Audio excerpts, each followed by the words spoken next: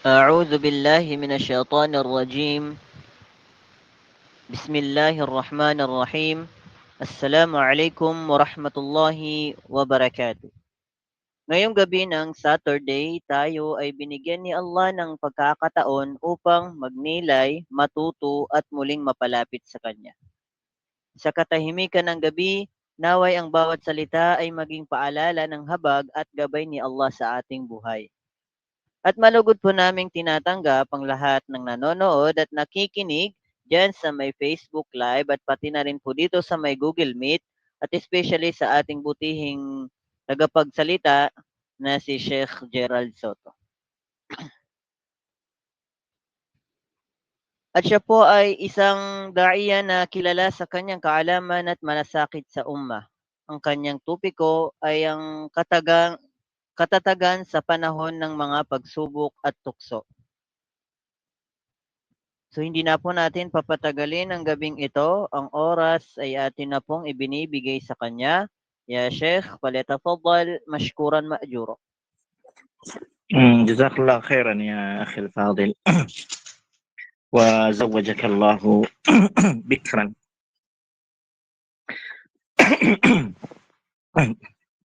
الحمد لله رب العالمين والصلاة والسلام على رسوله الكريم وعلى آله وصحبه أجمعين. أما بعد، السلام عليكم ورحمة الله وبركاته. Mga kapatid sa pananampalataya sa Islam, ang ating paksa ngayong gabi ay patungkol sa katatagan sa panahon ng fitna. Katatagan sa panahon ng pagsubok.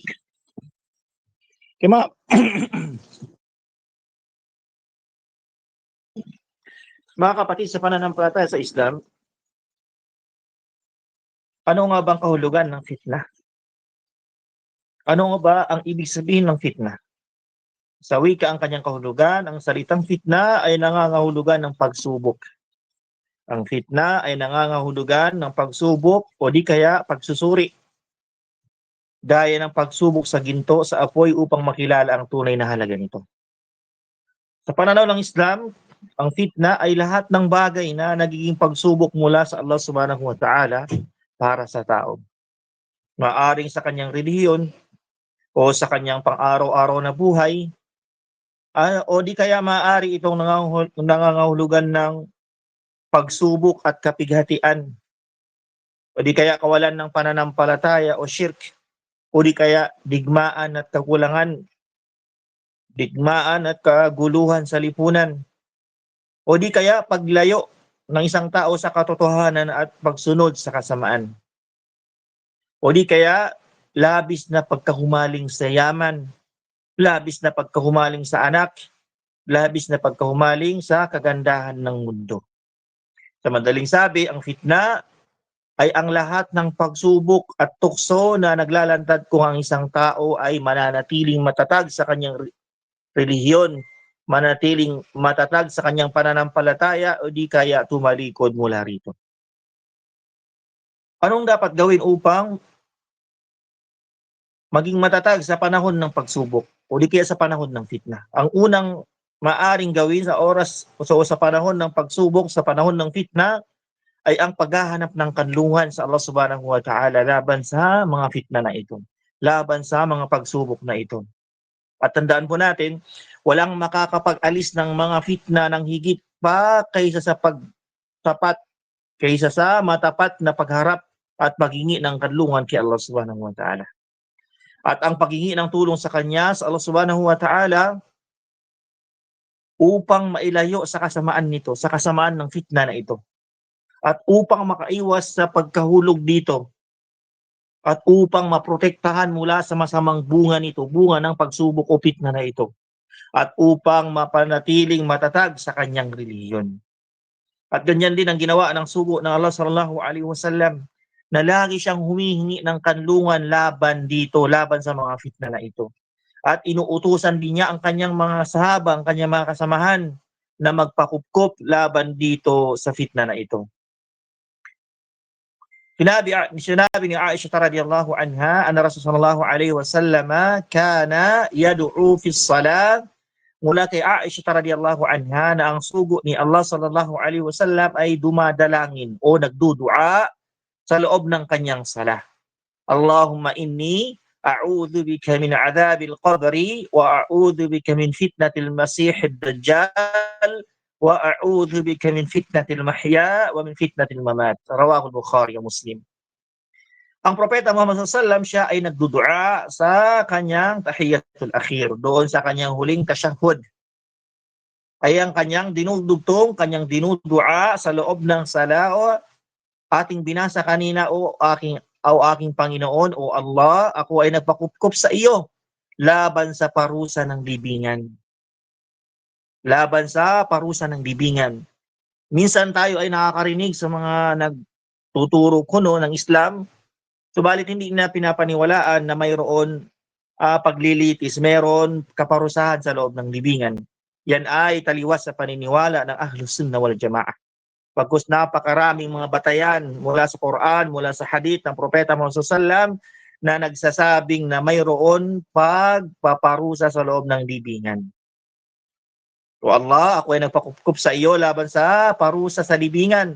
At ako ay nagpakupkup sa iyo laban sa fitna ng huwad na Misayas na si Al-Masih ad-Dajjal. At ako ay napakupkup sa iyo laban sa fitna ng buhay at ng fitna ng kamatayan. Ito ay sinalaysay ni Bukhari at Muslim. Qala Ibn Battal rahimahullah inda qawli sallallahu alaihi wasallam a'udhu bika min fitnatil mahya wa fitnatil mamat. Sinabi ni Ibn Battal rahimahullah hinggil sa sinabi ng sugo ng Allah sallallahu alaihi wasallam doon sa a'udhu bika min fitnatil mahya wa min fitnatil mamat. Ako ay nagpakupkup sa iyo laban sa tukso, laban sa pagsubok ng buhay at ang pagsubok ng kamatayan. Ito ang isang pangungusap na naglalaman ng maraming kahulugan. Yung pangungusap, naglalaman ng maraming kahulugan at nararapat sa tao na humiling at humangad sa kanyang Panginoon na alisin ang anumang pagsubok na bumaba. At ipagtabuyan ang mga hindi pa bumababa. At maramdaman ang kanyang lubos na pag-asa at pagdepende sa kanyang Panginoon sa lahat ng mga iyon, sa lahat ng mga pagsubok na dumarating sa kanya. At si Propeta Muhammad SAW ay dumudulog sa Allah Subhanahu wa Ta'ala upang humingi ng kanlungan laban doon sa lahat ng nabanggit na mga pagsubok o fitna na iyon. Bilang pagprotekta sa kanyang ummah at bilang pagturo sa kanila kung ano ang dapat gawin sa oras na dumating ang mga fitna na ito. Upang ipakita sa kanila kung ano ang itsura ng pinakamahalagang panalangin o dua. Kaya ang sino man ang pakupkup sa Allah Subhanahu wa Ta'ala, umaasa sa Kanya at humingi ng tulong sa Kanya, tunay na siya ay sumilong sa isang matatag na sandigan at isang tagapagtanggol na hindi kailanman matatalo. At ang pangalawa, ang pag-iwas sa mga fitna, pagsubok o tukso at pagtakas mula rito, o di kaya paglayo mula rito. Sinabi ni Allah Subhanahu wa Ta'ala sa banal na Quran, "Wattaqu fitnatan la tusibanna alladhina zalamu minkum khassah." Sinabi ni Allah Subhanahu wa Ta'ala sa banal na Quran sa malapit nitong kahulugan, at mag-ingat kayo sa isang fitna o pagsubok na hindi lamang tatama sa mga nagkasala sa inyo ng bukod tangi. Wa'lamu anna Allah syadidul iqab, at alamin ninyo na si Allah Subhanahu wa Ta'ala ay matindi sa pagpaparusa. Qala Zubair ibn al-Awwam radiyallahu anhu, na sinabi ni Zubair ibn al-Awwam radiyallahu anhu, qara'tu hadhihi al-aya zamanan wa ma urana min ahliha fa idza nahnu ma'niyuna biha. Sinabi ni Zubair ibn al-Awwam radiyallahu anhu, matagal kong binabasa ang talatang ito, matagal kong binabasa ang aya na ito, at iniisip ko na hindi kami kabilang dito. Hindi kami kabilang dito sa tinutukoy ng aya na ito. Ngunit ngayon, sabi ni Az-Zubair ibn Awwam, kami pala ang tinutukoy dito. Wa an ibn Abbas radhiyallahu anhu maqal, amara Allahul mu'minina an la yuqirru al-munkara baina adhhurihim faya'ummahumullahu bil 'adab. At sinabi ni Ibn Abbas radhiyallahu anhu, Inutos ng Allah subhanahu wa ta'ala sa mga mananampalataya na huwag nilang hayaan ang kasamaan o di kaya yung fitna o yung mungkar na sa gitna nila upang hindi sila lahat abutan ng parusa ng Allah subhanahu wa ta'ala. Wa an as-Suddi rahimahullah qala هذه نزلت في أهل بدر خاصة وأصابتهم يوم الجمل فقتتلوا. At sinabi ni As-Suddi rahimahullah, itong aya na ito ay binaba ng Allah subhanahu wa ta'ala para sa mga tao ng Badar na partikular. At tumama ito sa kanila noong araw ng Al-Jamal, kaya sila ay naglaban-laban. Faqala Qurtubi rahimahullah, wal maqsudul aya, wattaqu fitnatan tata'adda ad-dhalim, fatusibu as-salih wa at-talih. At sinabi ni Al-Qurtubi rahimahullah, ang layunin ng aya na ito, ang maksud ng aya na ito ay at mag-ingat kayo sa fitna na hindi lamang tatama sa mga nagkakasala, kundi aawot din sa mga matuwid at sa mga masasama. Ibig sabihin, kapag dumating ang isang pagsubok sa isang lugar, sa isang lipunan, hindi lamang tatamaan ang mga taong gumagawa ng mga kasamaan doon sa lugar na yon, sa lipunan na yon. Bagkus, tatamaan din pati yung mga taong mananampalataya, pati yung mga taong matutuwid. Dahil ang mga fitna, mga pagsubok dumarating dahil sa kagagawan ng iilan, ay hindi lamang silang tatamaan ng mga pagsubok na yon, ng mga fitna na yon. Bagkus, pati rin yung mga matutuwid ay tatamaan. Kaya sa ayang ito ay mayroong babala ang Allah subhanahu wa ta'ala para sa kanyang mga mananampalataya hinggil sa mga fitna, hinggil sa mga pagsubok. At utos para sa kanila na iwasan ito. Inutusan tayo ng Allah subhanahu wa ta'ala, iwasan ito, layuan ito, takasan itong mga fitna na ito, itong mga pagsubok na ito. Lumayo rito at umiwas din sa mga taong gumagawa nito. Pati yung taong gumagawa ng fitna na yan, ay layuan siya, iwasan siya, upang ang isang Muslim ay hindi maabutan ng kasamaan nito. Upang hindi tayo maabutan ng kasamaan ng kagagawan ng taong ito.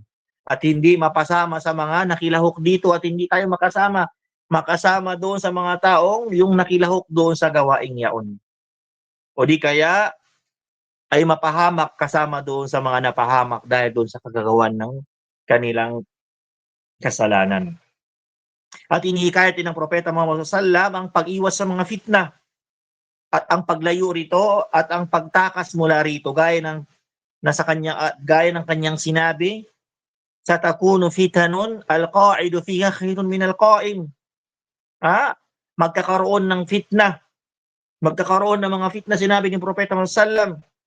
Kaya ang nakaupo rito ay mas mabuti kaysa nakatayo. Wal qa'imu fiha khairun min al-mashi. At ang nakatayo ay mas mabuti, mas mainam kaysa naglalakad. Wal mashi fiha khairun min as-sa'i. At ang naglalakad ay mas mabuti kaysa doon sa tumatakbo. Man tasharrafa laha tastashrifhu. Ang sino mang maghangad na tumingin dito, siya ay aabutan nito. Ay man tatalla'a laha wa tashufa waqa'a fiha. Ibig sabihin, ang sino mang nagnanais na silipin ang fitna na ito mismo ang lalapit sa kanya hanggang sa siya ay mabugbog dito. Waman wajada fiha malja'an aw ma'adha falya'ud bih, rawahu al-Bukhari. Kaya sino mang makatagpo ng kanlungan o masisilungan mula sa fitna na ito, ay dapat siyang humanap ng kanlungan doon. Ito ay sinalaysay ni Bukhari. Wa fi riwayatin, at sa iba pang salaysay, takunu fitanun an-na'imu fiha khairun minal yaqdan. At sa ibang salaysay, sinabi ni Propeta Muhammad sallallahu alaihi wasallam, magkakaroon ng isang fitna, ang natutulog dito ay mas mabuti kaysa sa gising. Wal yaqdanu fiha khairun minal qa'im. At ang gising ay mas mabuti kaysa doon sa nakatayo. Wal qa'imu fiha khairun minas sa'i. At ang nakatayo ay mas mabuti kaysa doon sa tumatakbo. Faman wajada malja'an aw ma'adha falyasta'id, rawahu Muslim. Kaya ang sino man makatagpo ng kanlungan o masisilungan mula rito sa fitna na ito, ay dapat siyang magpakupkup dito. Magpakupkup siya sa Allah subhanahu wa ta'ala laban dito sa pagsubok na ito. Kaya ayon sa pagkakalantad ng tao sa mga fitna, sa kanyang pagtugon dito, sa kanyang pakikibahagi rito, ay siya rin ang tatamaan mula sa kasamaan nito. Kaya nararapat sa isang Muslim, nararapat sa isang mananampalataya ay umiwas, lumayo at takasan ng mga fitna na ito. Habang ang isang mananampalataya mas malayo doon sa mga fitna, mas nagiging ligtas siya sa kanyang relihiyon. Mas magiging ligtas siya kasama ang kanyang relihiyon doon sa mga fitna na doon sa mga pagsubok na iyon. Qala Rasulullah sallallahu alaihi wasallam, at sinabi ni Propeta Muhammad sallallahu alaihi wasallam, "Fa idza nazalat aw waqa'at faman kana lahu ibilun falyalhaq bi ibilih." Sinabi ni Propeta Muhammad sallallahu alaihi wasallam, kapag bumaba o dumating na ang fitna, ang sino mang may kamelyo ay sumama nawa sa kanyang mga kamelyo. Waman kanat lahu ghanamun falyalhaq bi ghanamih. At ang sino man may mga tupa o kambing ay sumama nawa sa kanyang mga tupa. Waman kanat lahu ardun falyalhaq bi ardihi, rawahu Muslim. At sino mang may lupa ay manatili nawa sa kanyang lupa, ito ay hinalay sa Muslim. Qala Nawawi rahimahullah, qawluhu sallallahu alayhi wa sallam, al-qa'idu fiha khairun min al-qa'im ila akhirih, fama'nahu bayanu 'azim khatariha wal hattu ala tajannubiha wal harab minha wa anna syarraha wa fitnataha yakunu ala hasabi ta'alluqi biha. Sinabi ni An-Nawawi rahimahullah, ang sinabi ni Propeta Muhammad sallallahu alaihi wasallam, ang nakaupo rito ay mas mabuti kaysa nakatayo, hanggang sa dulo ng hadith na binanggit niya. Ang kahulugan nito, ang ibig sabihin nito ay upang ipakita ang malaking panganib nito, upang ipakita sa atin ang laking panganib nito at ang paghihikayat na iwasan ito. At siya, Propeta Muhammad sallallahu alaihi wasallam, ay naghihikayat sa atin na iwasan ito, takasan ito, at ang kasamaan at tukso nito ay naaayon sa antas ng pagkaugnay ng tao rito. Kaya kapag ang isang tao ay lumayo, umiwas, tumakas mula rito, ay mas maliit ang epekto nito sa kanya. Kaysa sa tao siya ay nakibahagi dito, siya ay nakisalamuha, nakiugnay dito sa fitna na ito, ay mas malaki ang epekto na tatama sa kanya. Qala an-Nawawi rahimahullah, raf'ul ithmi al-mukrahi ala al-huduri hunak, wa amma al-qatlu fala yubahu bil ikrahi bal ya'samul mukrahu ala ma'muri bihi bil ijma'. Sinabi pa ni An-Nawawi rahimahullah, ang kasalanan ay inaalis mula sa isang napilitang dumalo roon. Halimbawa, siya ay napilitan lamang dumalo roon, wala siyang choice. Kung mga pinilit siya, kung mga tinakot siya, o ano pa mang klaseng pagpilit sa kanya na upang dumalo roon at wala siyang nagawa, ay nakadalo siya dahil siya pinilit siya, ay inaalis ng Allah subhanahu wa ta'ala ang kasalanan dito. Ibig sabihin, hindi siya magkakaroon ng kasalanan doon sa kanyang pagdalo dahil siya ay pinilit. Ngunit, pagdating sa pagpatay, ito ay ibang usapin ito. Pagdating naman sa pagpatay ay hindi ito pinapahintulutan dahil lamang sa pamimilit. Ibig sabihin, kapag inutusan ka na pinilit ka na pumatay ng isang tao, kahit pa ikaw ay pinilit, ito ay hindi pinapahintulutan. Hindi pinapahintulutan na gawin mo ito. Bagkus, ang napilitan na gumawa ng ipinag-utos ng pagpatay ay nagkasala. Nagkasala ayon sa pinagkaisahan ng ating mga ulama. Ang taong pinilit na pumatay at nagawa niya ito, kahit anong klaseng pagpilit sa kanya at nagawa niya, siya ay nakapatay, ay siya rin ay magkakaroon ng kasalanan mula roon ayon sa pinagkasunduan ng ating mga ulama. At sinabi pa ni Ibn Battal rahimahullah, hindi sa sinabi ni Propeta Muhammad sallallahu alaihi wasallam doon sa hadith, a'udhu bika min fitnatil mahya wal fitnatil mamat, ako ay napakupkob sa laban sa tukso, pagsubok sa buhay, pagsubok sa kamatayan. Ito ay ang pangingusap, tulad ng ating nabanggit kanina, ay naglalaman ng maraming kahulugan. Sandali lang.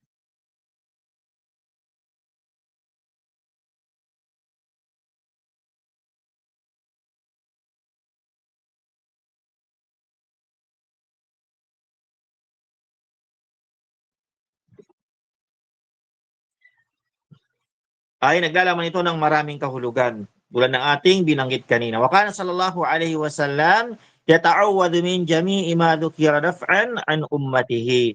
At si Propeta Muhammad sallallahu alaihi wasallam, siya ay humihingi, dumudulog sa Allah subhanahu wa ta'ala doon sa mga bagay na fitna na dumarating upang ito ay maiwasan.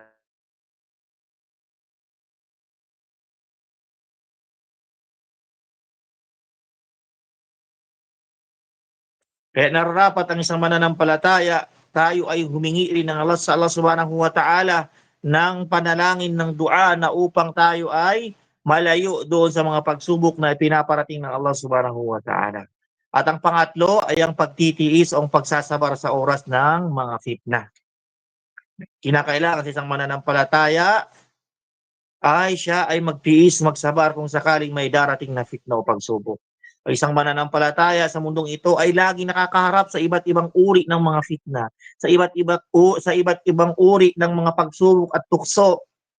Kaya kapag siya ay tinamaan ng mga ito, nararapat na siya ay kumapit sa pagtitiis, nararapat na siya ay kumapit sa pagsasabar, sapagkat ito ay epektibong lunas na nakakapawi sa sakit ng dulot ng mga fitna. Sapagkat ito ay epektibo, ito ay effective na lunas na gamot sa pagkapawi doon sa sakit na dulot ng fitna, ang pagsasabar. Sinabi ni Allah subhanahu wa ta'ala sa banal na Quran, ahasiban nasu an yutraku an yaqulu amanna wa hum la yuftanun. Sinabi ni Allah subhanahu wa ta'ala, akala ba ng mga tao na sila ay pababayaan na lamang na magsabi ng kami ay sumasampalataya samantalang sila ay hindi susubukin? وَلَقَدْ فَتَنَّا الَّذِينَ مِنْ قَبْلِهِمْ فَلَيَعْلَمَنَّ اللَّهُ الَّذِينَ صَدَقُوا وَلَيَعْلَمَنَّ الْكَاذِبِينَ. At katiyakan, sinabi ng Allah subhanahu wa ta'ala, katiyakan sinubok namin ang mga nauna pa sa kanila, yung mga naunang tao, sinubok ng Allah subhanahu wa ta'ala upang malaman ng Allah subhanahu wa ta'ala kung sino ang tapat sa kanyang pananampalataya at upang malaman niya kung sino ang mga sinungaling na hindi tapat, hindi totoo doon sa kanyang pananampalataya. Ibig sabihin, hindi porket ikaw ay mananampalataya kay Allah subhanahu wa ta'ala, ikaw ay ligtas na sa mga pagsubok. Bagkus, ikaw ay susubukin ng Allah subhanahu wa ta'ala upang malaman ng Allah subhanahu wa ta'ala gaano ka katatag sa iyong relihiyon. At ang tandaan natin mga kapatid sa pananampalataya sa Islam, ang pagsubok ay bahagi ng ating buhay dito sa mundong ibabaw. Hanggat tayo ay nabubuhay, ay tayo ay susubukin ng Allah subhanahu wa ta'ala. Kailan matatapos ang mga pagsubok na ito? Kung tayo ay hahantong na sa ating libingan. Kaya minsan, meron ilan sa atin nagsasabi, kapag lumalakas ang kanyang pananampalataya, ay dumarating sa kanyang mga pagsubok. Kaya siya ay nagko-complain, siya ay nagreklamo. Bakit may mga pagsubok kung saan lumalakas ang kanyang pananampalataya? Kaya ang pagsubok, ano ang gamot, mabisang gamot mula rito na dapat ang isang tao ay magkaroon ng sabar, ng pagtitiis at pagtanggap kung ano ang itinakda ng Allah subhanahu wa ta'ala para sa kanya. At sinabi ni Ibn Qayyim rahimahullah, walang lunas para sa isang taong nahulog sa fitna na higit na mabisa kaysa sa pagtitiis. Wala nang lunas para sa isang taong nahulog sa fitna na higit na mabisa kaysa sa doon sa pagtitiis sa pagsasabar. Kapag siya ay nagtiis, ang fitna ay nagiging paglilinis para sa kanya at nag-aalis ng mga kasalanan. Gaya ng apoy ng hurno, yung ginagamit ng mga panday na apoy na naglilinis sa dumi ng ginto o di kaya ng pilak. At ang fitna mga kapatid sa pananampalataya sa Islam ay naghahati sa mga tao. Ang pagsubok o di kayong fitna, ito ay naghahati sa mga tao. Hinahati ito ng pagsubok na ito ang kalagayan ng tao. Kung sino ang tapat ang kanyang pananampalataya o di kaya kung sino ang sinungaling doon sa kanyang pananampalataya. O di kaya kung sino ang tunay na mananampalataya o di kaya sinong mapagkunwari sa kanyang pananampalataya. O di kaya sino dalisay, malinis sa kanyang pananampalataya o di kaya kung sino ang marumi doon sa kanyang pananampalataya. Kaya ang sino mang nagtiis dito, sino man na nagsabar mula dito sa mga pagsubok na ito ay nagiging awa para sa kanya ng Allah subhanahu wa ta'ala. At siya ay naliligtas sa isang fitna na mas dakila kaysa rito. Ngunit ang sino mang hindi nagtiis dito, sa fitna na ito, di siya nagsabar, ay nahulog sa isang fitna na mas mabigat kaysa rito. At dahil sa pagtitiis, dahil sa pagsasabar, ay may malaking epekto ito sa pananatiling matatag sa oras ng mga fitna. Iniugnay ito ng Allah subhanahu wa ta'ala sa fitna na sinabi ng Allah subhanahu wa ta'ala sa banal na Quran, "Thumma inna rabbaka lilladhina hajaru min ba'di ma futinu." Pagkaraan, sinabi ng Allah subhanahu wa ta'ala, pagkaraan nito ang iyong Panginoon ay tunay na mapagpatawad, mahabagin sa mga yaong nakipaghijra matapos silang subukin sa fitna, matapos silang subukin ng Allah subhanahu wa ta'ala. Thumma jahadu wa sabaru inna rabbaka min ba'diha lagafurur rahim. Pagkatapos ay nakibaka sila sa landas ng Allah subhanahu wa ta'ala at nagtiis at nagsabar, katotohanan ng iyong Panginoon si Allah subhanahu wa ta'ala matapos nito ay mapagpatawad at mahabagin. Ang ibig sabihin, tunay ng iyong Panginoon ay mapagpatawad at mahabagin para sa sino mang naghijra sa kanyang landas. Sino mang naghijra sa kanyang landas at iniwan ang kanyang tahanan at kayamanan upang hanapin ang kaluguran ng Allah subhanahu wa ta'ala. At siya ay tinukso ng kanyang relihiyon upang bumalik doon sa kufur. Subalit siya ay nanatiling matatag sa kanyang pananampalataya, nakipaglaban sa mga kaaway ng Allah subhanahu wa ta'ala at siya ay nagtiis at siya ay nagsabar. Sa pamamagitan nito ay makamtan niya ang kapatawaran ng Allah subhanahu wa ta'ala sa kanyang mga kasalanan at ang kanyang awa para sa kanya. At ang awa ng Allah subhanahu wa ta'ala para sa kanya. At itinuro ng Propeta Muhammad sallallahu alaihi wasallam sa mga tao ang pagtitiis, ang pagsasabar sa oras ng mga fitna. Kahit pa ito ay may matinding hirap na katumbas ng paghihirap ng isang taong nagtsatsaga na hawakan ang apoy, ang nag-aapoy na baga. Kaya sinabi ni Propeta Muhammad sallallahu alaihi wasallam, "Ya'ti 'alan nasi zamanun sabiru fihim ala dinihi kalkabidi 'ala al-jamr." Sahih rawahu Tirmidhi. Sinabi ni Propeta Muhammad sallallahu alaihi wasallam, darating ang panahon sa mga tao na ang taong masyagang manatili sa kanyang relihiyon, ang taong nagsabar na manatili sa kanyang relihiyon ay magiging tulad ng isang humahawak ng nagliliyab na baga. Ito ay sinalaysay ni At-Tirmidhi. Walamma syaka an-nasu ila Anas radhiyallahu anhu ma kana yalqawna min fitnatil hajjaji dallahum ala as-sabr. At nang nagreklamo ang mga tao kay Anas ibn Malik radhiyallahu anhu tungkol sa mga fitna at kalupitan ni Al-Hajjaj, itinuro niya sa kanila ang pagtitiis. Itinuro sa kanila ni Anas ibn Malik ang pagtitiis, ang pagsasabar. Fa'an ibn Zubair ibn فعن الزبير بن عدي قال أتينا أنس بن مالك فشكونا إليه ما نلقى من الحجاج. Mula kay Az-Zubair ibn al-Adi na nagsabi, bin Adi radhiyallahu anhu na nagsabi, pumunta kami kay Anas ibn Malik at nagreklamo kami sa kanya tungkol sa mga nararanasan namin mula kay Al-Hajjaj. Tungkol sa mga nararanasan namin ng kalupitan kay Al-Hajjaj. Sila ay nagreklamo doon kay Anas ibn Malik. Faqala, sinabi ni Anas ibn Malik, isbiru fa innahu la ya'ti 'alaykum zamanun illa alladhi ba'dahu sharrun minhu hatta talqaw rabbakum. Kaya sinabi ni Anas ibn Malik sa kanila, magtiis kayo, magsabar kayo sapagkat walang darating na panahon sa inyo maliban na ang kasunod nito ay mas masama, ay mas masama pa kaysa rito hanggang sa makaharap ninyo ang inyong Panginoon. Sami'tuhu min nabiyyukum sallallahu alaihi wasallam rawahul Bukhari. Kaya sinabi niya, narinig ko ito mula sa inyong propeta Muhammad sallallahu alaihi wasallam. Ito ay salaysay ni Bukhari. At kabilang sa pinakamahalagang dahilan ng pananatiling matatag sa relihiyon sa oras ng mga fitna, sa oras ng mga pagsubok na ito ay ang pagmamadali sa paggawa ng pagsunod sa Allah Subhanahu wa Ta'ala kapag dumating ang mga fitna. Ang pagmamadali sa paggawa ng pagsunod kapag dumating ang mga fitna. Magmamadali ang isang alipin na gumawa ng pagsunod sa Allah Subhanahu wa Ta'ala sa oras na dumating ang mga fitna.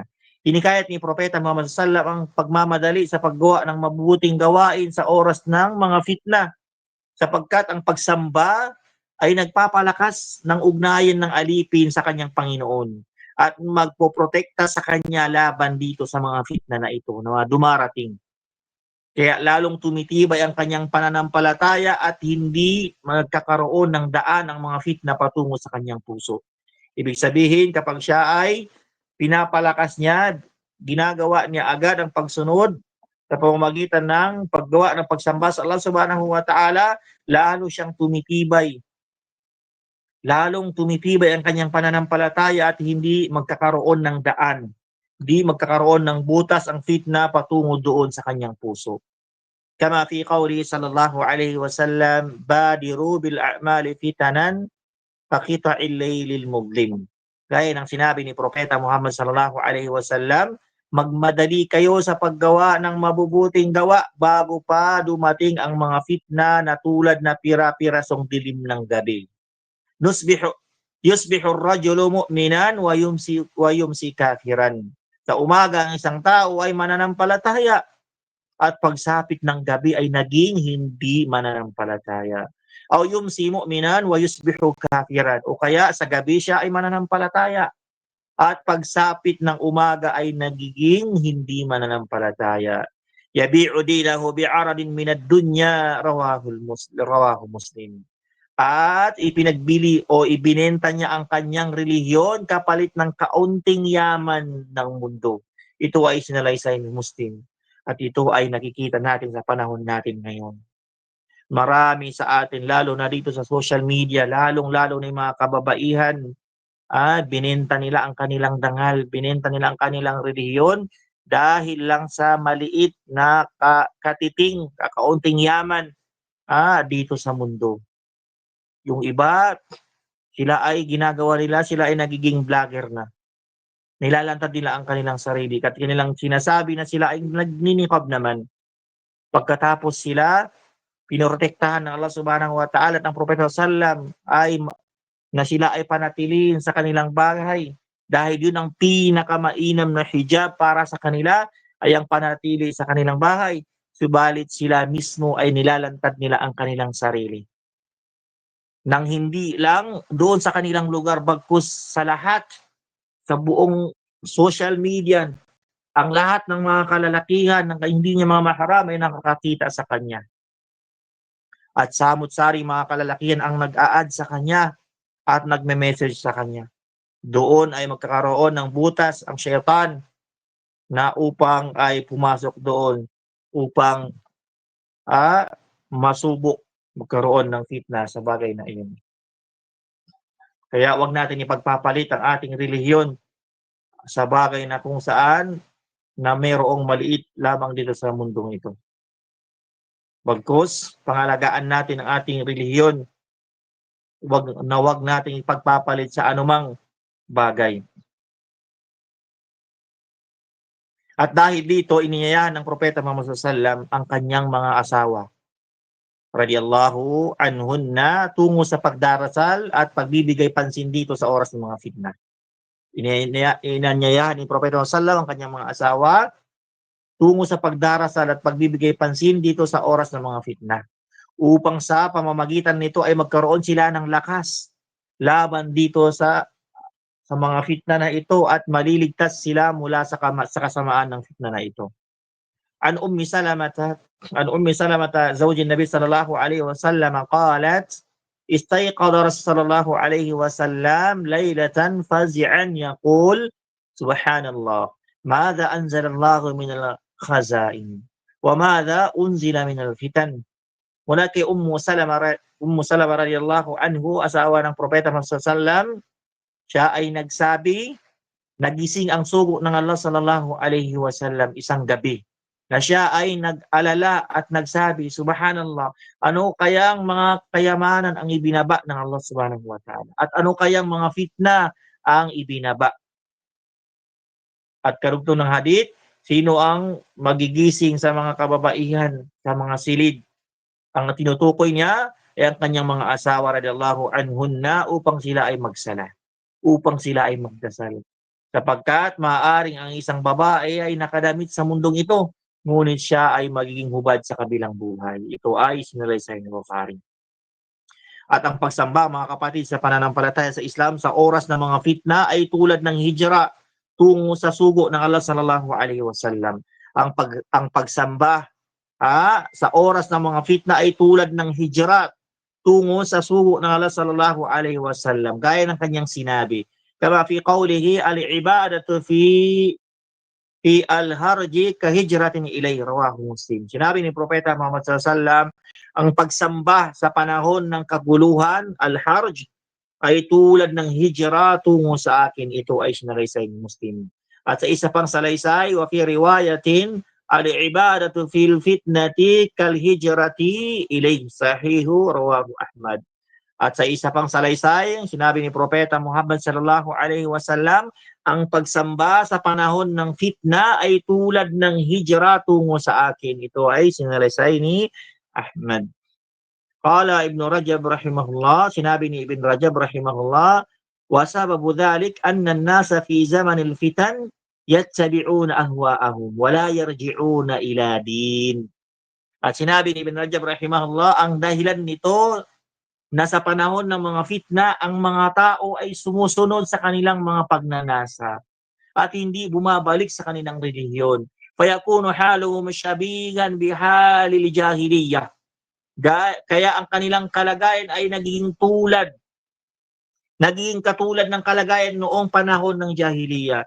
Faidan farada min bainihim man yatamassaka bidinihi wa ya'budu rabbahu wa yattabi'u maradiyahu wa yajtanibu masakhitahu. Kaya kapag may isang tao na humiwalay mula sa kanila at mahigpit na kumapit sa kanyang relihiyon, sumasamba sa kanyang Panginoon, sinusunod ang kanyang ikinalulugod ng Allah subhanahu wa ta'ala at iniiwasan ang kanyang ikinakagalit, kana bimanzilati man hajara min bayni ahli jahiliyati ila Rasulillah sallallahu alaihi wasallam mu'minan bih muttabi'an li awamirih mujtaniban li nawahihi. Siya ay tulad ng isang taong lumipat o naghijra mula sa mga tao sa panahon ng jahiliya tungo sa sugo ng Allah sallallahu alaihi wasallam bilang isang mananampalatayang naniniwala sa kanya, sumunod sa kanyang mga ipinag-uutos at umiwas sa kanyang mga ipinagbabawal. Mga kapatid, sa pananampalataya sa Islam, lagi nating tandaan ay magkaroon ng matatag na pananampalataya at magsabar at magtiis sa oras ng panahon ng fitna. At lumayo rito, iwasan ito dahil ito ay, kung hindi mo ito iiwasan, kung ikaw ay sumilip dito, makibahagi dito na siyak na ikaw ay tatamaan mula rito. Kaya narapat na tayo ay binalaan ng Propeta Muhammad sallallahu alaihi wasallam na umiwas at lumayo sa bagay na ito. So, mga kapatid, sa pananampalataya sa Islam, hanggang dito na lang. Naway mayroon tayong napulot na aral at maisabuhay natin ito sa pang-araw-araw. Kung sakaling may nasabi man akong mali, ito ay dahil sa kahinaan ng aking utak o di kaya galing ito sa syaitan. At kung meron man tayong napulot na aral, ito ay nanggaling kay Allah subhanahu wa ta'ala at ito ay ating pulutin, alamin at isabuhay natin sa pang-araw-araw nating pananampalataya. So hanggang dito na lang. Wa akhiru da'wana alhamdulillahi rabbil alamin. Assalamualaikum warahmatullahi wabarakatuh. Waalaikumsalam warahmatullahi wabarakatuh. Alhamdulillah, isa na namang malalim at malawak na kaalaman ang naibahagi sa atin ng ating tagapagsalita na si Sheikh Gerald Soto. At alam naman po natin na siya po ay hindi tumatanggap ng mga katanungan mula sa inyo. At kung maaari lamang po ay pakisulat natin ito sa papel upang atin ito ay mai-take note o para maitanong natin sa susunod na muhadir, insyaallah. So bilang pagtatapos ng ating muhadara, Sheikh, ay nais po namin pangunahan niyo po kami sa kafaratul majalis. So ang dua ng kafaratul majlis ay hindi lang isang tao ang magbabasa nito. Bagkus lahat tayo ay bisaduhin po natin ito at basahin po natin ito. Subhanakallahumma wa bihamdik, subhanakallahumma wa bihamdik, asyhadu an la ilaha illa anta astaghfiruka wa atubu ilaik. Wa ilahuna, assalamualaikum warahmatullahi wabarakatuh. Waalaikumsalam warahmatullahi wabarakatuh. Alhamdulillah, naway maging ilaw at gabay ang ating natutunan ngayon gabi. Hindi sapat ang kaalaman kung hindi ito isa sa buhay. Gamitin natin ito upang lalo tayong mapalapit kay Allah subhanahu wa ta'ala. Hanggang sa muli mga kapatid sa pananampalatayang Islam. Wassalamualaikum warahmatullahi wabarakatuh.